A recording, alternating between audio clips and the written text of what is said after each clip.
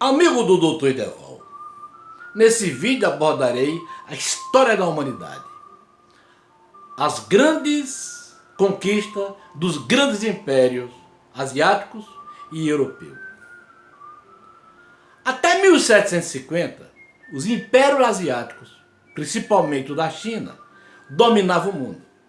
Mais de 75% de toda a riqueza do globo passava pelo Império Asiático, principalmente o Império Chinês. Com suas especiarias, abastecia o mundo. A Europa ficava no limbo. A partir de 1700, a Europa começou a se aperfeiçoar na ciência naval, na construção, na ciência médica, na ciência dos animais, na antropologia, na botânica, no estudo dos minerais, no estudo do solo, no estudo dos céus, dos ventos, das estrelas. Quer dizer, a Europa começou a estudar cientificamente o mundo. E isso fez com que dominasse a indústria naval e começasse a se arvorar, a conquistar espaço no mundo, derrubando o Império Chinês e o Império Asiático. Então, a Inglaterra, a França e a Holanda foram os principais impérios europeus dessa época, principalmente o da Inglaterra, que praticamente dominou o mundo. A Inglaterra dominou as Américas, a África, a Ásia, a Oceania, parte da Europa, a Austrália. O mundo ganhou a bandeira da Inglaterra. E por que a Inglaterra fez isso? E por que ela cresceu tanto? Porque as expedições asiáticas, o fulcro era aumentar o seu mercado de venda de mercadoria.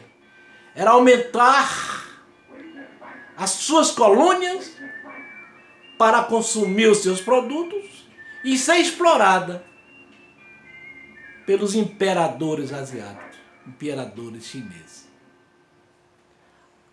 Os impérios europeus, principalmente o da Inglaterra, atuavam diferente. Além de conquistar outros povos, à força, pelo seu exército forte, seus canhões, seus marinheiros, seus soldados pagos, as suas milícias. Ele tinha uma coisa diferente. Um dos navios era o navio para o estudo, navio científico. Era uma verdadeira universidade. Nesse navio viajavam médicos, antropólogos, jornalistas, padres, professores, geólogos, geógrafos, artistas, fotógrafos, pintores, todos profissionais que tinham conhecimento naquela época eram convocados para ir uma amostra, para fazer parte das expedições. Ao chegar na terra conquistada, a conquistar, os soldados invadiam, muitas vezes matavam ou escravizavam o povo daquela terra. E enquanto isso, os cientistas iam estudar aquela nação. Estudavam o solo, os minerais, os vegetais, as suas águas, seus rios, seus mares, seus céus, seu povo. Então faziam uma radiografia, uma ressonância de tudo que tinha naquela nação, as suas riquezas, as suas perspectivas. Quer dizer, era uma invasão científica. Estudava a língua, as religiões, os seus costumes. Depois voltavam para a Inglaterra e lá faziam encontros para discutir o que fazer a partir dali. Com aquelas terras conquistadas, os ingleses voltavam armados, até os dentes e terminava de aniquilar aquele povo. Ou matavam, ou escravizavam, fazia alguma coisa para descaracterizar aquele povo. Substituía a sua língua pela língua inglesa, substituía os costumes, a alimentação, destruía a família, deixava só as crianças para começar uma nova nação.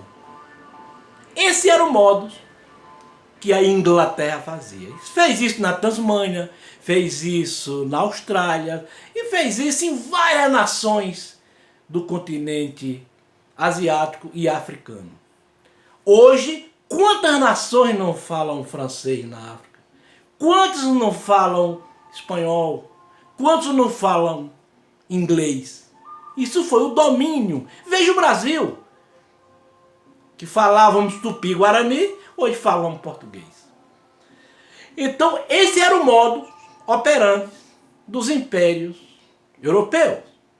Além da força militar, tinha a força científica. Isso foi a diferença. Em 1770, a expedição de James Cook, da Inglaterra, fez a maior façanha do mundo. Naquele tempo, mais de 2 milhões de marinheiros morriam em alto mar por uma doença chamada escorbuto. Essa doença matava os marinheiros depois de 3 meses, ou 4 meses, 5 meses de viagem. E ninguém sabia o porquê. A comitiva, a expedição de 1770, os seus médicos, depois de muitas pesquisas, levaram frutas e obrigou que toda a tripulação e todos os passageiros comessem fruta durante a viagem. E cada vez que parassem, se abasteciam de frutas. E com essa medida, nenhum marinheiro faleceu e nenhum passageiro. Se descobriu que o escorbuto ficaria bom com frutas cítricas. Mais tarde se descobriu que era deficiência de vitamina C. A expedição de 1831, o capitão Robert, além de vários cientistas, levou como chefe da expedição o inglês chamado Charles Darwin.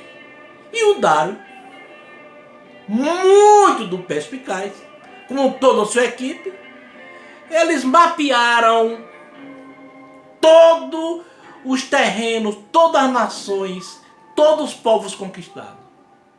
Se preocupou com a fauna, se preocupou com a flora e criou, naquela época, a teoria da evolução. Então foi Darwin, nesta expedição, que chegou a essa conclusão. Então isso foi muito importante para os impérios europeus, principalmente da Inglaterra. Doutor Ideval, e por que a Inglaterra e a França cresceram tanto e os impérios asiáticos caíram? Bom, a China exportava para a Europa as suas especiarias em grande quantidade, chegando a exportar 450 mil toneladas de louças, chás e sedas. E a Europa ficava em déficit com a balança comercial, porque os asiáticos nada lhe compravam, ou compravam muito pouco. Então a Inglaterra descobriu que na China 30% da população usava drogas derivado do ópio, que era proibido pelo governo chinês, mas o povo fazia uso dessa substância. Caiu a sopa no mel. A Inglaterra induziu o chinês a usar mais os derivados do ópio, da papoula. Então, como a Índia era sua colônia, ela produzia, plantava a papoula na Índia, refinava e transportava clandestinamente para a China. E na China aumentou o consumo dessas drogas, chegando a 40% da população ser dependente dessas substâncias. Isso fez com que o povo chinês perdesse o interesse pelo trabalho, inclusive os soldados chineses perderam o elan para lutar. Inclusive o ministro da China falou isso para o rei, para o imperador: ou corta, ou a China vai se acabar. E o rei, o imperador, fez várias medidas para acabar com o consumo da droga, mas não conseguiu. Porque clandestinamente entrava navios e navios dessas drogas na China, enfraquecendo o seu povo. Com medidas sérias, os ingleses e os franceses não gostaram e decretaram guerra à China. Como que um exército bem preparado, eles derrotaram a China na famosa Guerra do Ópio, em 2 períodos, de 1839 a 1842, e no segundo período, de 1856 a 1857, liquidando a China, que veio à estaca zero. Para pagar todas as dívidas da guerra, a China teve que vender quase tudo e entregar parte dos seus territórios e de suas colônias para a Inglaterra. Isso aconteceu com Hong Kong e outros pedaços ao redor de Hong Kong, que foi entregue aos ingleses por mais de 100 anos. Vejam a importância do conhecimento científico, a importância da engenharia, a importância do cérebro na conquista do mundo. Enquanto